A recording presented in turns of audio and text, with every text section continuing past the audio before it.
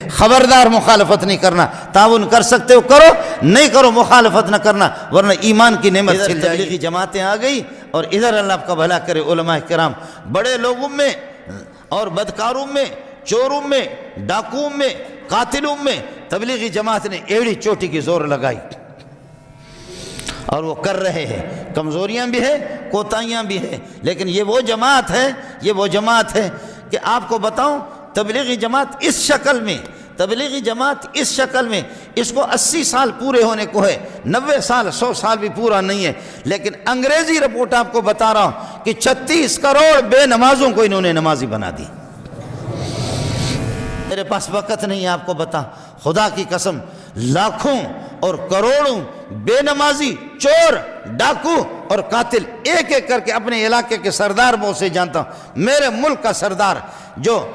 کئی لوگوں کے قاتل ہی قاتل، مجھے ٹیلی فون کیا مولوی منظور آپ سے ملنا چاہ رہا۔ میں حیران ہو گیا کہ سردار مردار مجھ سے ملے، کہ آپ سے ملنا چاہ رہا۔ میں جامع فاروقیہ میں تھا، ادھر تو میں بھی 7-8 سال سے آیا، آپ سے ملنا چاہ رہا۔ میں نے کہا سردار صاحب آپ اور میں، کہا جی میں الگ تھا، میں تھا، تو تھا، لیکن اب میں بھی تو ہو گیا، تو بھی میں ہو گیا،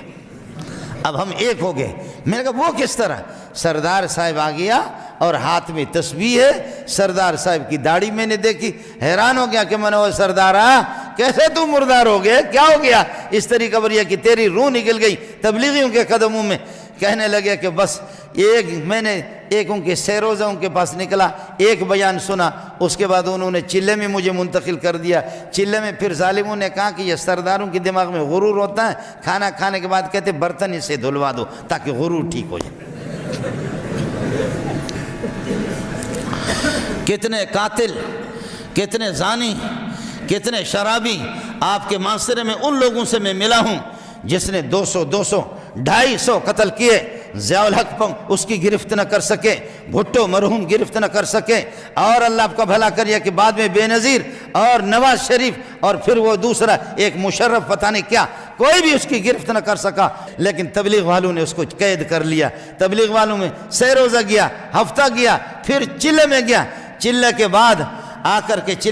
آ گیا اس نے مانسرے کے اندر، میں خود ملا ہوں ان سے، مانسرے میں آ کر کے کہنے لگے، آ کر کے اعلان کیا، لوگوں جن کا میں قتل کر چکا ہوں